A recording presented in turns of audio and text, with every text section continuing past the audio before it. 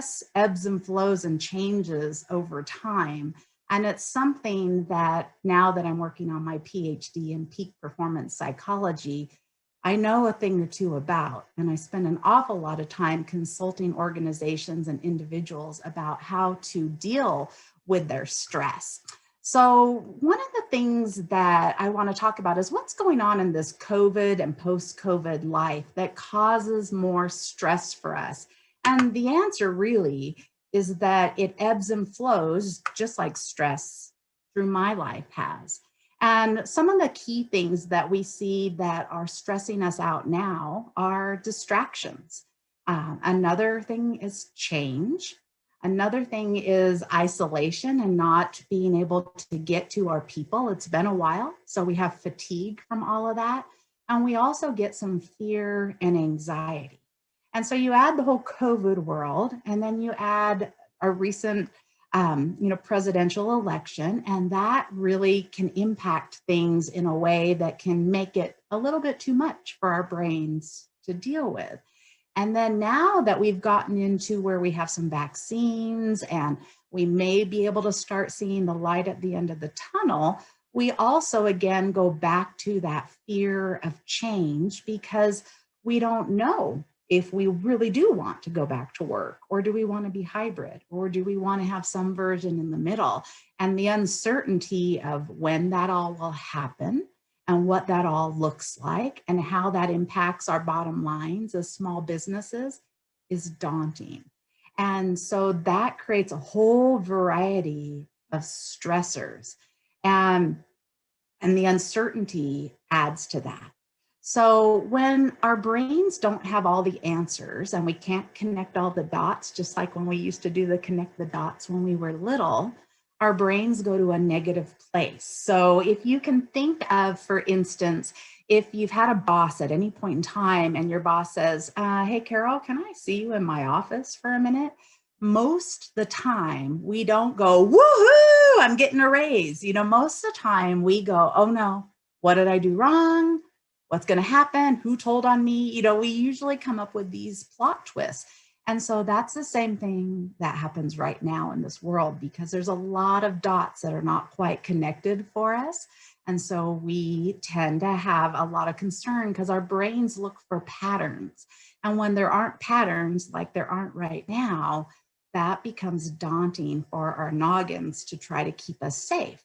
And our brains overriding processes are about moving towards reward and away from threats. So our brains really aren't necessarily logical. They're looking for things that have happened in the past. And when there's nothing to make sense of that, then our brains tend to start cavitating and noticing that things are scary to it. And then we start reacting. So today, what I really want to talk to you about is what do we do about some of these things? And in 45 short minutes, what can I do to help you get back in control and get on top of your stress levels? And so one of them is to take an inventory. So what I first want you to do is just take a self-assessment. And if you have something to write with, I would like for you to just briefly jot down the things that are regularly causing you stress right now. Could be work, could be working at home with family, could be bills, it could be your business strategy, whatever it is.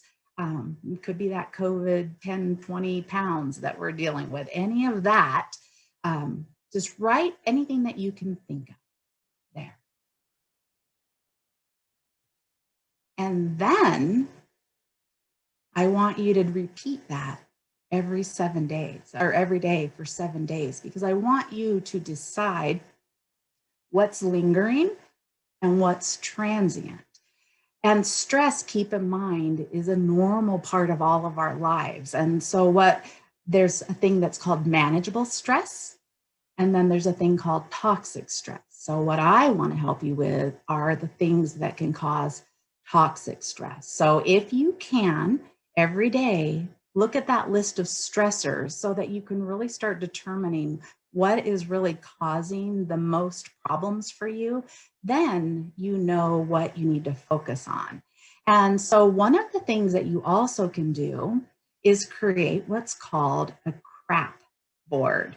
And for the longest time, I used to only remember that crap is an acronym, but I couldn't ever remember what it is. And I think it was my firefighting brain just going for the naughty word, because firefighters aren't necessarily known for clean language. But then I learned the acronym. So now I know that CRAP stands for conflict, resistances, anxieties, and procrastinations. And so a CRAP board, if you've ever heard of a vision board, it's the absolute flip opposite. So how a CRAP board works is, and this is so good for any of you that are particular worriers, that you tend to cycle and worry about the same things a lot. This is a magical exercise for you. So what you do is you think of and write down. So the trick is, it's not just thinking, it's thinking about it and then putting it to paper, all those things that are worrying you or stressing you out. Then you take that piece of paper, but you don't get rid of it. You put it somewhere. So your brain knows that you've got it handled. And when your brain knows that you have it logged, then it decreases that amount of ruminating that happens for you. And then the trick is to really look at that crap board and say, are those things real? Or are they just things that have happened or look familiar to something that's happened in the past that is happening now that we're projecting our thoughts onto? You also can see if it's something that really has gone away once you wrote it down. Sometimes just acknowledging the things that cause you concern are enough to make them be resolved. And if you're looking at your crap board regularly, you can check things off the box and say, those are gone, but now I have some others to add to it. So it's a fluid process. But again, the trick is to keep that paper nearby and regularly, and then just look at it and question yourself about if you are actually processing information newly, or if you're just telling the second verse same as the first. Because again, looking for patterns, we will look for things that look familiar that aren't necessarily so in there. And so what this crap board process does is teaches your brain to stop that ruminating and to get yourself more managed with what your conscious thinking are. So when I first started teaching neuroscience classes, we thought that roughly in the scientific world, about 90% of our thoughts were unconsciously driven. And every year it went up and up and up and up and up. And now science says that roughly 98 to 99% of what you think is happening underneath the hood, where your conscious brain is not actually in control at all. And there's a conversation about whether or not we even have free will. And so people oftentimes when I say that will say, what? Of course I have free will. I chose to be here today. I chose to have my job. But even so, what we actually consciously get to process is much smaller than what we think we are actually processing in there. And so getting yourself to slow down a little bit, like by doing exercises with the crap board, is helping your brain stop its automatic functioning and give you more of that opportunity to be in control. So most people who have their own businesses are wearing 8 million different hats at the same time, and slowing down seems like an impossible reality.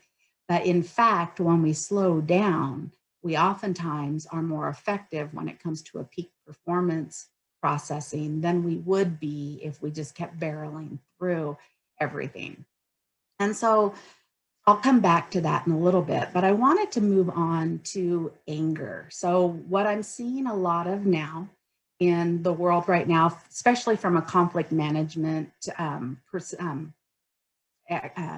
emphasis, is that anger is at an all-time high. And a lot of times anger is really just a part of your freeze, fight, or flight responses. And so that's really part of your brain having its response mechanism activate to keep you safe. And in a normal day, that happens about 80 times on average that you're not necessarily aware of, but it's there to help make sure that you can move quickly from any given threat.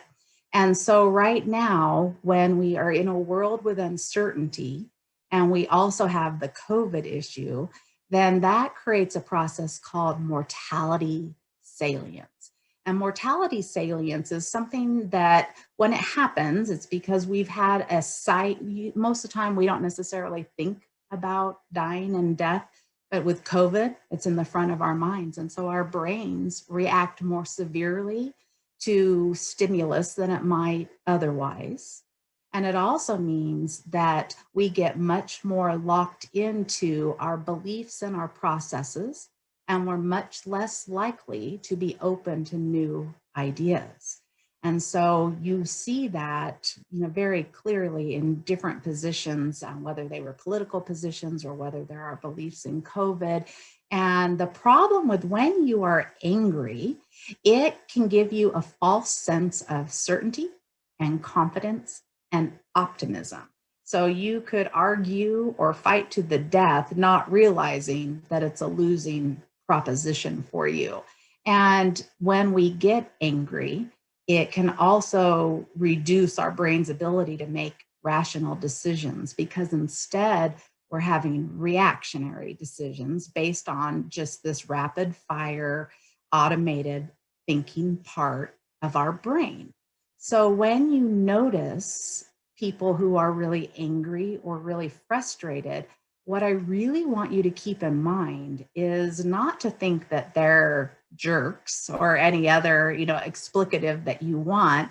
I want you to realize that they're having a stress response. So if you can get that hard dialed into your brain that they're not just being jerks, they're being stressed, it can change how you react to people. So whether it's yourself or somebody else, there's some cool ways to manage anger and crazy time that works at any time, but it's just a beautiful one right now. And so because our brains are really oriented towards paying attention and negative things, there's some research that has been done so that for every one negative thing that you say to somebody, and you could even be saying this to yourself, so it could be your own internal self-talk, you need 3 positive things just to neutralize that. So if you're trying to create a more positive environment, you want 5 positive statements for every one negative statement. Now, there's continued scientific research benefit that goes up to an 11-to-1 ratio, but you really, really, really want to try to work on thinking and saying many, many more positive things than negative. And that will have impacts on your team environment. It'll have impacts on your own internal environment, and as well as your community. Another thing when you're starting to get tense or frustrated or anxious is to really start being observing. So one of the really great gifts that we have as humans is to observe what's going on under the hood. And again, that's part of slowing down. Then if you can name that, just naming it, naming the monster can take away some of the power of that. So then you can start reframing. And when you are reframing things, you want to reframe them to the positive. So for instance, I don't know about you guys, I don't think I've found anyone yet who likes this, but I hate cleaning toilets. I really do. I hate cleaning toilets. But on the bright side, the fact that I have a toilet to clean means that I have indoor plumbing, and I really like that. So if you can turn around and look at what you have that's bad and flip it, then it's positive. If you have customers who are grouchy and mad and they're venting about things they don't like about your business, that means you have clients who actually still want to do business with you, because if they weren't talking about it, they would just leave. So again, stopping to find the beauty in the things that might be annoying are things that can help your brain settle down in times like we have right now. And then last thing is to stop complaining. So it's really easy to complain right now about wearing masks. It's really easy to complain about politics. It's really easy to complain about that it's snowing and we thought we were done with the winter, you name it, or our kids are driving us nuts. But that really doesn't help the whole process for stress for you, because what your brain focuses on, it embeds. So if you're thinking and just venting and ruminating on negative, then that's what you reinforce in there. So try very hard to flip what you're doing to be positive oriented and have grace when people are angry. Another thing that you can do is find some new shiny objects in your life. So our brains do like routine, because routine, our brains know how to manage. We don't have to think as much, and we know how to keep ourselves safe. But that's also pretty boring. So when you're working from home and you see the same thing all the time, then your brain can get bored and unmotivated. So it's important to find some way to introduce something that's new and different, whether it's learning something, whether it's a new book, whether it's ordering something in offline that comes into your house. Anything that you can do like that will spark as a little bit of interest in your brain, and it is great for improving optimism in there and creating a release of dopamine, which is one of the chemicals that makes our brain happier. Another thing that you can do is find humor in things. So humor actually reduces stress chemicals by upwards of 35%.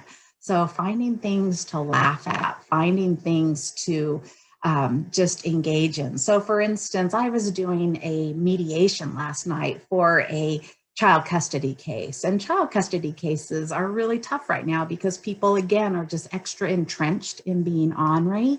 And so they're harder and they take a lot more energy than they would have pre-COVID for me. And I was working with a co-mediator partner of mine. And when mom got onto the screen, she had a brush, so pretend this was a brush. And she's picking out her hair out of the brush while she's waiting for the dad to get on the Zoom. And when dad gets on the Zoom, dad doesn't have a shirt on, so dad's, trying to get dressed and he's doing all this. And we afterwards just had the best laugh about how you wouldn't have seen that in the days when we were having court in person or mediating in person. And so just finding something silly to laugh about the irony of what it is that we're experiencing in day-to-day life is something that gives your brain a fabulous boost. So please try to get that humor back, because our brains are having a little bit of a harder time finding humor sometimes in these moments, because it's so busy spending a lot of energy trying to keep you fresh as you're learning all these new processes to maneuver things. And so cortisol is a really interesting thing. So I said there could be manageable stress, and then there could be toxic stress. And so we definitely want to find the zone for the right amount of cortisol, because a little too much stress, just like we were saying with needing a new shiny, it becomes boring. And then that boringness makes us unmotivated to actually work harder. And then if we get too much of it, then that's when we get overwhelmed. So it is a balancing act to find the middle in there. So the goal isn't to get rid of all of your stress at all, but is to wind it down a little bit. And so when we get really stressed, there's about 9 or so different chemicals that get released in our brains. 2 of them are cortisol and adrenaline. And adrenaline is really about picking up speed in our body and moving it away from organs that we don't need and moving it to organs that we need to escape. So we take it away from our reproductive organs, for instance. We take it away from our digestive tract, and we even take it away from our thinking part of our brain, which is our left prefrontal cortex. and it channels it into our legs and it channels it into our arms, because those are the things we might need for that fight mode. But unfortunately, it doesn't help us think very well. So if you ever have those moments to where you're having a tense conversation and you leave and you go, oh, I wish I would have said blah, blah, blah. That's what happens. Your brain doesn't have access to all those brilliant things that you had because it was taken offline. So there's some cool things that you can do about that. One is that find your support group of colleagues. So while we don't want you to complain, it can be really beneficial for your brain to find colleagues with whom you can share information. When doctors do this, they've found that doctors don't have as much feeling of aloneness and overwhelm because they find that their peers are also in the same spot. So you get more of that norming of, oh, I'm not just crazy in there. Another thing that you can do is think about your sleep. So most humans need between 7 to 9 hours of sleep. And we're finding right now that sleep patterns are disrupted for an awful lot of people. And so there's a neuroscientist out of Canada. His name's Luke. And Luke came up with this thought of creating this magic 5. So here's how this one works. And it's great for getting back to sleep or getting your brain to go to sleep to begin with. So you think of a word that has 5 letters. So for instance, I'm sitting in a chair. So then I think of the first letter of chair, which is C. And then I think of all the words I can think of that start with C. So candy, carrot, carol, Christmas, Canada, cognitive. I go on and on and on until I cannot think of any more letters that begin with a C. So then I go on to H and repeat that process. And hair and hanger and happy and habits, and you keep going until you can't think of any more of those. Most of the time, you will be asleep by the 3rd letter. And if you wake up in the middle of the night, you can just repeat with a different word. So that's a great way to get your brain to use a different process than it has been doing when it's thinking about all those things that you're worried about or all those things that you need to get done. Another we talked about in the beginning that I want to put an exclamation point on is that connect the dots or get all those dots connected. So if you are trying to figure out what your business is going to do as we move beyond COVID, if you're wondering that, your staff likely is too.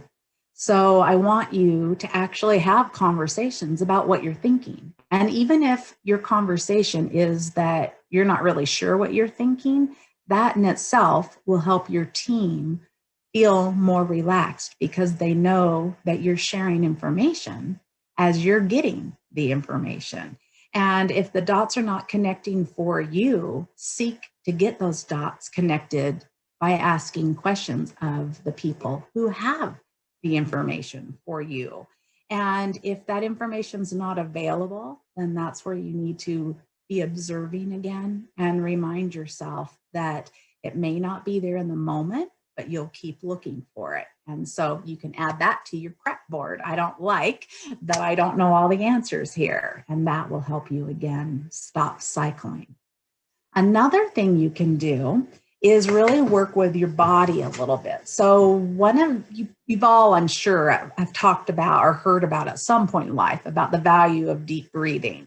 And so that sounds great, but there's a few other techniques that work even better than that. So when it comes to deep breathing, it's like, what does that mean and how do we look at it? And so the great way to consider deep breathing is when you're breathing in, breathe into a count of 4. And then when you breathe out to 8. So double the time out as you would take breathing in. Then, if you want to up your game of deep breathing, another thing you can do is make a VOO sound. So when you breathe in, you breathe in.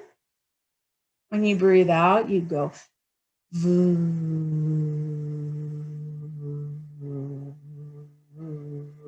until you can't anymore. That's something that's taught to COVID emergency personnel a lot. And that vibrating is actually soothing to your body and your brain. And people report that when they utilize those processes, they experience much less stress and anxiety than they did prior to utilizing that technique. Now you can up that even more, and you can up that with yawning, which a lot of people think sounds funny, and it kind of is. It can be awkward, but if you fake yawn 3 to 5 times, you will start yawning legitimately after that. And the really cool thing about that is that's the fastest way to lower stress and add oxygen to your brain, which your brain desperately needs when it's stressed. And then another thing you can do is work with your vagal nerve that goes from your brainstem down your back. And so how you do this is you do exercises. So I have a little hand rest on my chair. So if I put my hands on that, and then I turn from my waist, and then all the way from my neck, all the way back, but you keep your eyes open. This isn't an eye shut exercise. This is about getting your brain familiar with the room you're in and feeling safe. So you would look back there for, say, 30 seconds to a minute. You'd be yawning or breathing deeply. Then you'd repeat the other direction. So you're stretching again, eyes open. Then after 30 to 90 seconds or so, you'd look up and do the same thing. And then you'd look down the same way. And just doing that and then noticing what your brain and body felt like before the exercise and after can be really, really calming, because what it does is so that unconscious part of your brain that's always on look for threats has just had a couple minutes to 4 minutes of an exercise of realizing that there are no threats around you. And that can help you refreshen in there. And it is pretty cool.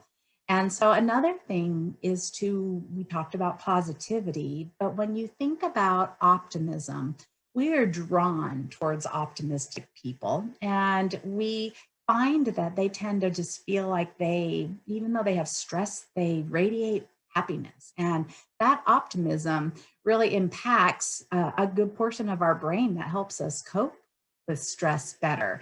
And it builds stronger, healthier neural networks through many parts of your brain. So aside from flipping things, looking at the bright side instead of being like Eeyore and looking for, oh, the world is bad, is much more productive for you being effective. And so when you're breathing in and you're trying to get rid of some of these negative thoughts, there's an exercise of essentially you're saying to yourself, I'm breathing in something good. So maybe I'm breathing in love. Maybe I'm breathing in peace, and I'm breathing out something in my crap board. So I'm breathing in love, and I'm breathing out procrastination. I'm breathing in peace, and I'm breathing out judgmentalness. Those types of things can help your brain start getting habits of looking at things more positively. And then another thing is moving your body. So many of us are not exercising as much as we'd like, but it might surprise you that you can get great boosts of benefits from just little amounts of time. So when I do peak performance training, so I'm brought into a lot of organizations who want to really fine tune how to improve their team right now and how to improve the stress in their organization. We manage millions of these different little tasks. And so one of them is that on every hour that you create a brain break. And a brain break is where you actually get up and leave the room that you're in, walk around, stretch, yawn. And what that does is it gives your brain a chance to actually kick into gear. So when we're working our brain and managing it, our brains aren't really doing their best work. It's when we quiet down that our brains connect dots and solve problems. And when we also leave a room, I would say that there's a neuro reset that happens. So when I have students taking exams at BSU and they say, oh my gosh, Carol, I can't remember what it was that I knew I know that answer. I'd say, go walk out the door and then come back in and you'll have it. And almost always they do. So it's really about giving your brain a chance to get out of its environment, get a refresh, get some oxygen flowing, and you'll do so much better than you would have otherwise. And another thing I would tell you is to really work on creating some unfocused time. So I know for me, this is really hard because I tend to be a workaholic and I just want to power through. But I do find that when my brain has a chance to be creative, when I tinker with something, when I dabble, when I doodle, when I just stop and maybe go bake something in the kitchen, then my brain creates more effective solutions than it would have otherwise. And I urge you to try those types of things with your teams as well in there. So with that, there's so many more things that can be done. And if you have more questions or you have particular team thoughts or needs, I work with organizations and individuals on those types of things, and we can take some deeper dives into this. But for right now, we're right about at the time that I said I would stop talking and you can start asking questions. So if there's anything that you'd like specifically to know, or if there's anything that you want me to circle back around, please, now would be that time. Margaret, do we have anything? I have a question for you, Carol. This is Anne. Yeah. We've got one from Margot asking, do you have any other hints for sleeping? So there is, there's something I've been playing with. There's a company called Bach, B-A-C-H, flower essences. And so if you think of aromatherapy, but you think of things that you put on your tongue, they have one for sleep. And my son struggles with sleeping. He's 18. And so we've been playing with that. It's pretty pricey, like a little bottle might be like $20, but you just put 2 drops on your tongue and it absorbs in. That's a pretty cool thing. One of the other big things that we oftentimes mess up with sleep is that we use our devices right up till bedtime. And so science says if you can stop your devices use about 2 hours before bedtime, then that allows your brain to start winding down a little bit. Exercising before bed can be helpful. Trying to avoid caffeine, ideally, after 1 or 2 in the afternoon. Water is critical in there, but I do love that 5-letter word thing. That just works like a gem. Thank you. Yeah. Jackie is asking, is there a handout? And the answer is yes, we will be sending you Carol's notes from this webinar, as well as a copy of the recording. So you'll have both of those things to refer back to. Absolutely. To add to that, Anne, really fast, yeah, sure. I found that with Zoom, when we show slide decks, people just tend to, drowned out because we just get that Zoom fatigue. So I kept myself on the screen just so that there was a bigger presence to be able to talk to you, but they will be sending out my slide deck for you, so you'll have. Thanks, Carol. Speaking of something new to look at, it was nice to see your face instead of Zoom slides. So I think you took your own advice there. Great. Another question about the Magic 5. She asked if you can just circle back and explain that one more time, and what letters do you start with? So I think I'll let you take that. Yeah, sure. So you just think of any 5-letter word that you can think of in there. So chair or table or, anything that you could plant. Doesn't matter what the word is. And so then you just take the first letter, let's say plant. So plant starts with P. So we start thinking of all the words that start with a P. And then once we exhaust that, then we go on to the L and think of all the letters that start, or all the words that start with the letter L. And then from there, we'd go on to A, and typically by then you're asleep. And what that does is it really just takes your brain from ruminating on the things that keep you awake, and gives it a task. And then that task is more mundane. And so it allows your brain to slip off into night-night. All right, thanks. We'll call you if it doesn't work. 3 a.m. Yeah, there you go. Question, how do you manage internal or body related anxiety and fear? Ooh, there's a lot. So there's a fun statistic that doesn't necessarily help, but it kind of does.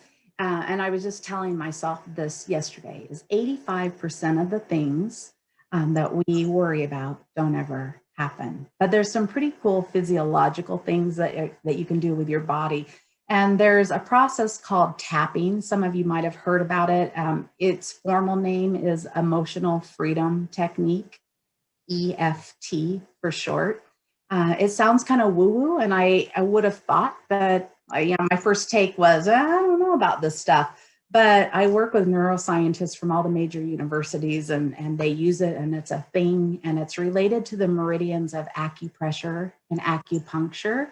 And so there's a lot of cool things that we can do with anxiety, but one that I love is a tapping one. So if you take your hand, and then you take the 4 fingers from your other hand, and you tap right here on this meaty part. It doesn't matter how fast or how slow or how hard you tap, it has a calming mechanism that relaxes your brain. So it's fantastic. Then that yawning thing is pretty amazing too. And then one I do when I'm speaking. So I was invited a couple years ago to speak at the United Nations, and I really was having heart failure. I will tell you that I just was like, what is a little girl from Idaho going to tell the United Nations, And there's power poses that can be utilized. So one is like the victory pose. So if you're standing with your legs, shoulder apart, and then your arms up like that, or you do like a Wonder Woman power pose, those actually increase the testosterone in your body, and it gives you a little bit more mojo in there. Another cool thing with those stress chemicals is it takes roughly 90 seconds for the first wash of cortisol or adrenaline to go through your body. And so if any of you have ever been mad for longer than 90 seconds, which I'm thinking a lot of us have, that's because we keep rethinking the same thoughts. So if you can give yourself something else to think about, it can be pretty amazing. So another example is you can't have like stress chemicals and happy chemicals, all at the same time. So one of the research projects that I'm doing involves mediating with puppies. And so we'll take fighting couples who are having child custody issues, and we'll take a cute little puppy and plop it on the boardroom table. And of course, the puppy runs amok like you would imagine a puppy could run amok. And then the puppy gets tired and falls asleep, and rolls around and, is up on with its belly up. And the parties will, want to make sure the puppy doesn't fall off the table, or they'll want to just start petting the puppy. And what we find is that people can't fight when there's a puppy in the middle of them. It changes the whole game.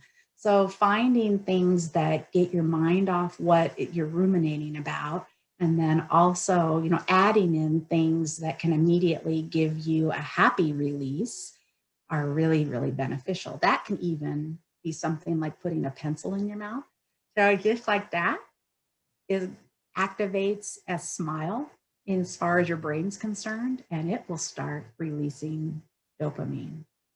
Another way you can do it is by thinking of someone or something that brings you tremendous joy or happiness. So I think of the day that my son was born, and it was really magical. And so that in itself can change the flow of chemicals, and all those little things could be tools that help your anxiety decrease. Thanks, Carol.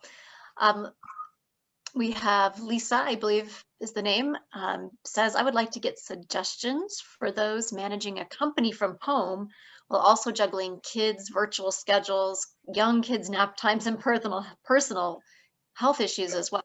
Maybe something to get everyone together or taking productive breaks? Uh-huh.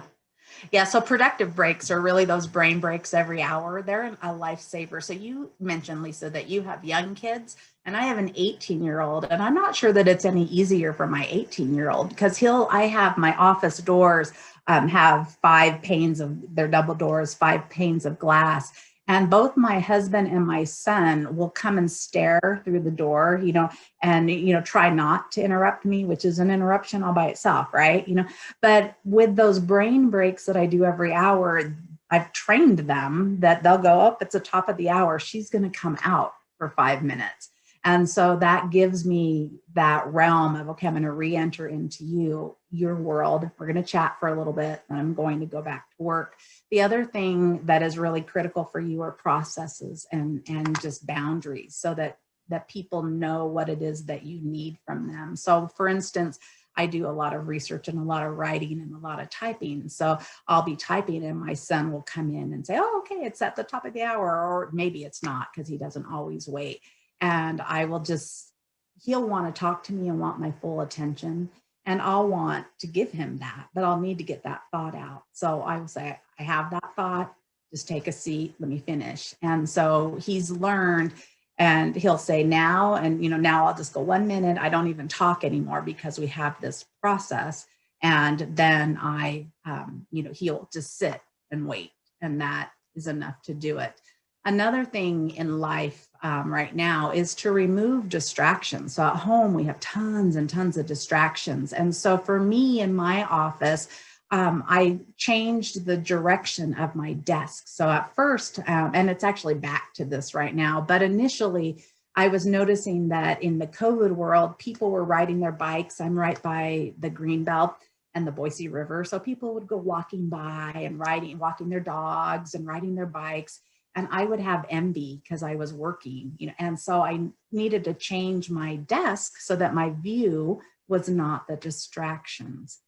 Another thing to keep in mind is leveraging how your brain processes all of its energy. So even though our brains are only 3 pounds of our body weight, it uses 20% of all the energy that our body has in any given day. So if you can do your heavier thinking things in the morning, your brain will have more bandwidth to get those done.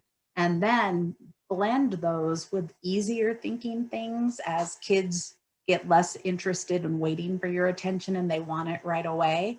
Or, leverage doing an easier thing when they want you in the morning, a harder thing when it's in nap time, and then an easier thing. But try to avoid doing all heavy, hard thinking things in the same day because your brain just doesn't have that bandwidth right now.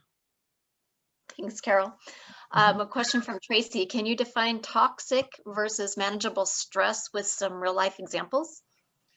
Yeah, so toxic stress would be stress, like say you're procrastinating on a project and it just stays there and that's eating on you and it's keeping you up at night, versus stress that you just have a full schedule and you're going from thing to thing to thing, but it's all good and you're empowered in there, versus stress that you feel helpless about. So a lot of times it's really how you skew that. And then a lot of times it's how you break it up. Are you finding time to make sure you get sleep? Are you finding time that you're still moving your body? Are you finding somebody that you can share when things get overwhelming?